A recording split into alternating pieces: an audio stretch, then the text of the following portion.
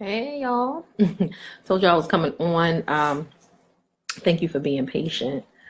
So I wanted to talk a little bit about something that I had a conversation with a elder about yesterday, and I didn't even see it and understand and recognize it within my own self. So I know that sometimes, even if we see it and recognize it, moving past it can be a challenge. And so, the tools, right?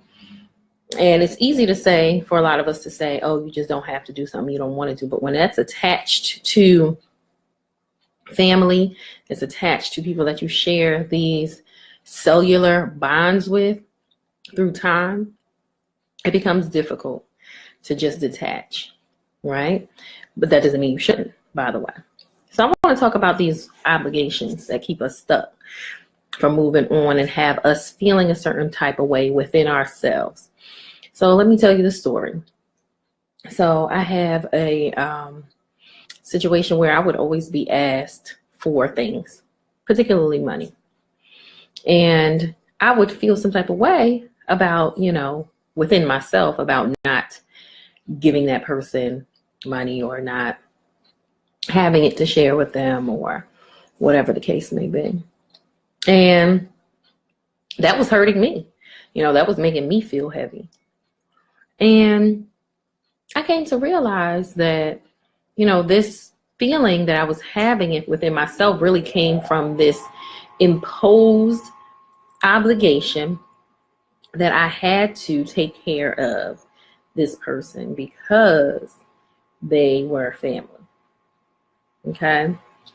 Now, I know that a lot of us, we hear these things. Oh, you got to do this and that to take care of your family first. Boop, boop, boop. Truth of the matter is that family is one, not just blood.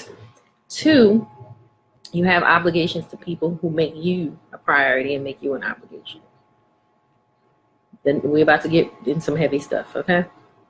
The name of this group is Intergenerational Healing and Self-Care. Intergenerational healing, dealing with our mommy and daddy wounds, how those wounds affected us, and if we have children, how we pass those down. Even if we don't have children, how we interact with children, period. Because the future generation requires our guidance. And so, excuse me.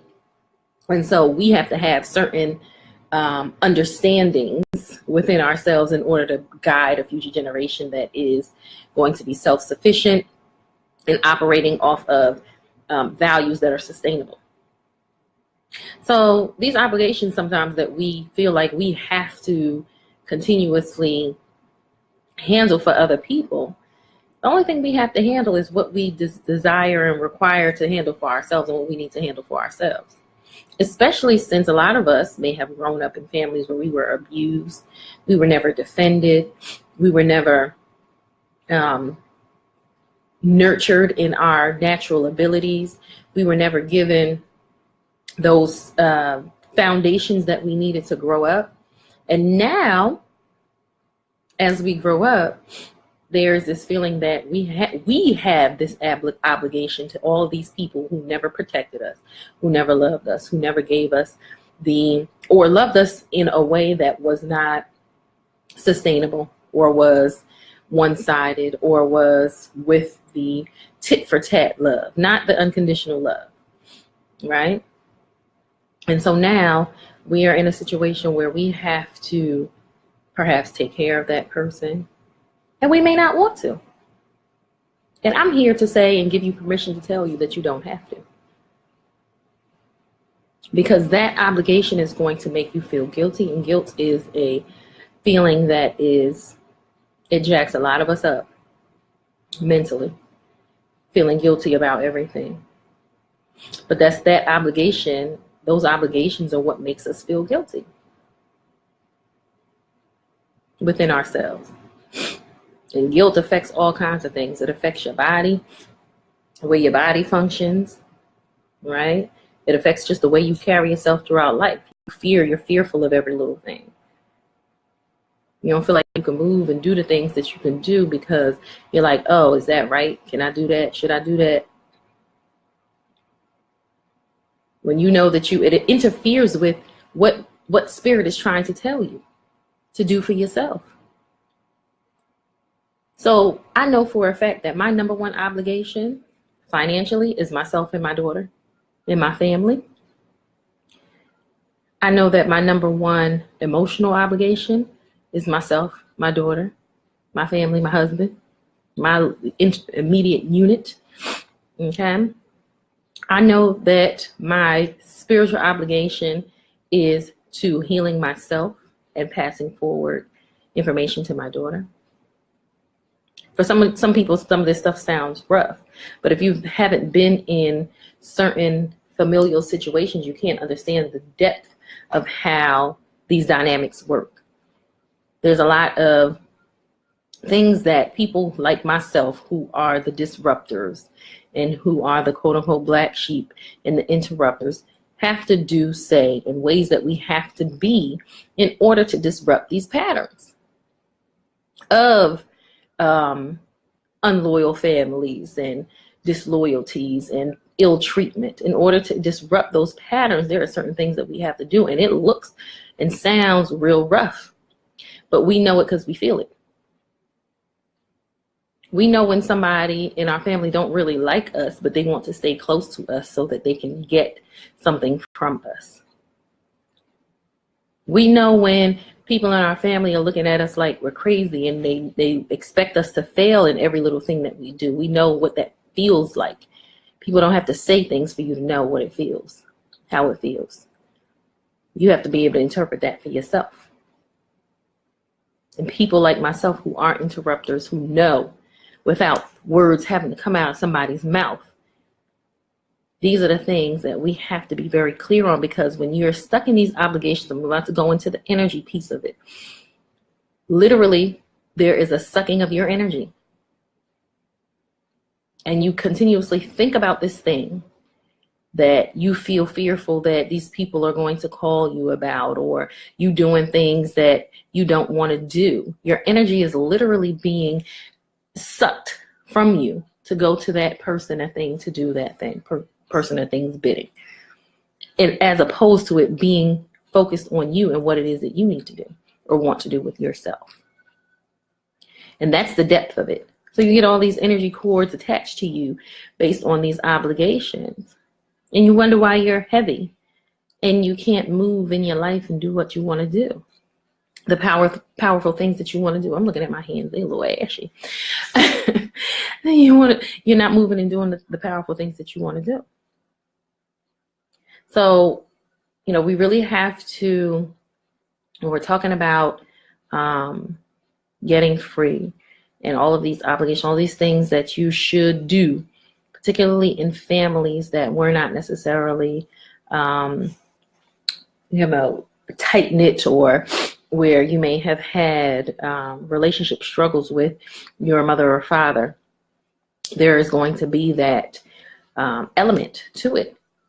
And I'm here to tell you that, one, there needs to be some energy work done to literally remove cords, but there also needs to be the practice of saying no. No is, I know we've heard this before, no is a complete sentence. No is a full thought. No, period. Full stop. That's it. Nothing else. Because those obligations, again, will keep you feeling like, in order for you to be free and be lifted, that you have to continue to do certain things for certain people. And you don't. Because think about it again. Let's say one of the things that I hear is that, I hear a lot of women say is that, once their parents, who they may not have had a great relationship with, get older and ill or whatever, they may feel like, burdened by having to take care of them, especially when or if that parent may not have taken care of them very well. Okay.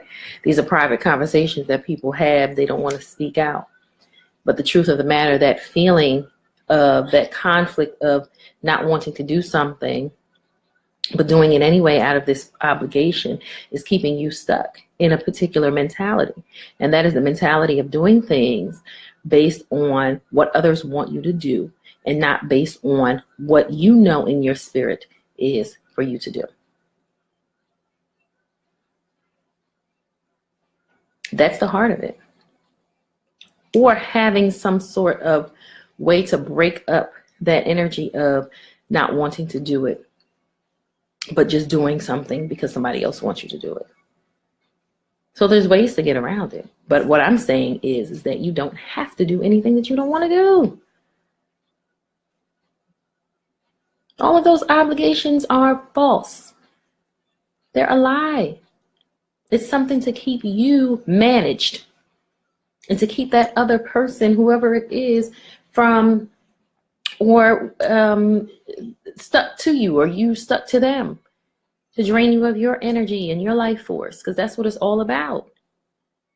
At the end of the day, everything. That's what everything is, a game of energy. So if you're not aware that you're doing this, if you're not aware that someone else is trying to do that to you, that's the beginning of evolving. Really stepping into yourself and saying, you know what, I'm not willing to do these sorts of obligations that I don't feel, but I am going to create a situation in my own family where I ensure that I take care of my business, take care of my family, so that my children don't have to feel like this, or whoever in your life doesn't have to feel like, am I being a good caretaker and a good companion to these people, so that they know that they are doing this based on a shared energy and not an energy of me draining them and giving them these false obligations. That's the question. Okay, it's time for us to start evaluating that and to really look at that from those depths. And not one, a lot of time, because we're hungry for love or we're hungry for that affection from that person, we'll take it any way that they give it to us. But the truth of the matter is that the way that they're giving it to us is not really feeding us, it's draining us. Love is supposed to enhance you. It's the highest vibration on this earth, but if that love is draining you and not giving you what you need, the mental, spiritual satisfaction that you need, then it's not actually love. It's posed. It's posing as love. Okay, it's something else. It's force. Sometimes it's hate, quite frankly. Sometimes it's just a false social structure of these obligations and these systems that keep people in place a certain way, so they can continue to do things and keep that particular low-level energy going. But if you are an interrupter, which if you're in this group, then you are, then it's time for you to say, you know what, wait a minute. Feeling like I have to do that is making me tired and sick. It's draining you. And that was my first way of knowing. When I didn't want to answer the phone, because when that person was calling, I knew that it was going to be about something, about asking for something, right? That was draining to me. It literally made me feel tired the instant that I saw the phone ringing with that person's number on it. So what does that do to you over time when you're constantly being drained by the same thing? We have to think about that. And not give anyone our power away like that. Interrupters like us require acting as out of our adult self and not out of our childlike self. We have to act as an adult. An adult knows that their no means no.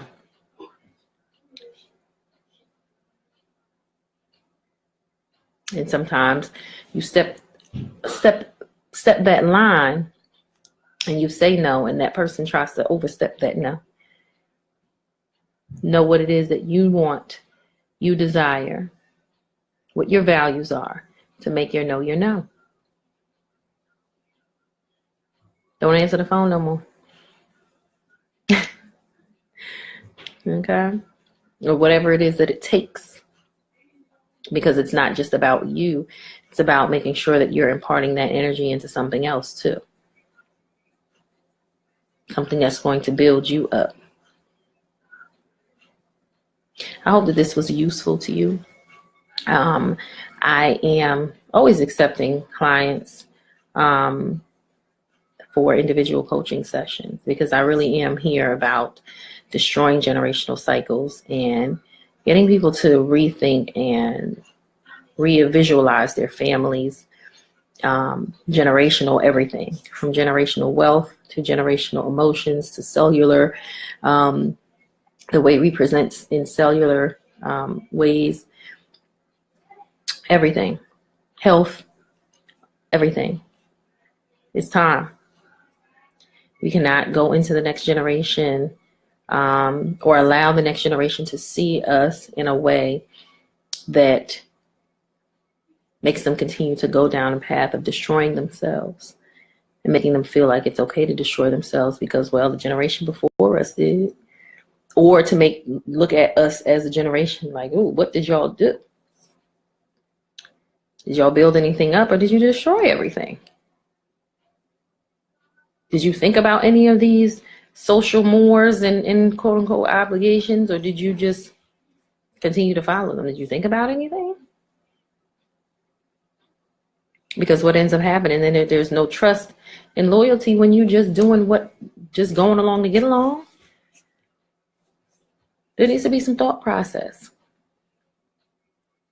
And this goes to a lot of different things too. This ain't just about family. This is about, thinking that you're going to pay into a 401k and in 60 years you're going to be able to retire. It's about thinking that you need to retire at 60 years or whatever, however that goes.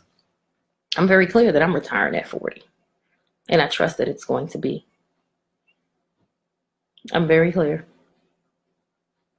And I'm going to be enjoying my life before then and after then. Okay. So I'm going to put the link in the comment section for my website. I do discovery calls, but I also do mentoring sessions. A mentoring program and mentoring sessions that I do, a 6-week program called Evolve the Inner Mother. And we go even more in depth in your individual situation with these various topics. Okay. And my intention is truly for people to get free because I know what it takes, what it requires, because I've done it. And I'm still doing it because it's unraveling is a process. Mm-hmm. It is a process, but it's well worth it. Once you get free from a lot of these thought processes, mental processes, these family processes, thought processes, and you start to create your own, you get to really know who you are. I know a lot of us like run around and say that we gods and goddesses and all this other stuff, but that will show by your fruit. Okay, that will show by your fruit of what you do. Anyway, my loves, I did want to make sure that I came on. We're going to be doing weekly sessions on various topics around it, topics like this. And I look forward to hearing your testimonies about what obligations you thought about and what obligations you're releasing and how you're releasing them. Let's talk about it. I look forward to seeing your comments. Drop them below. I love y'all. Bye-bye.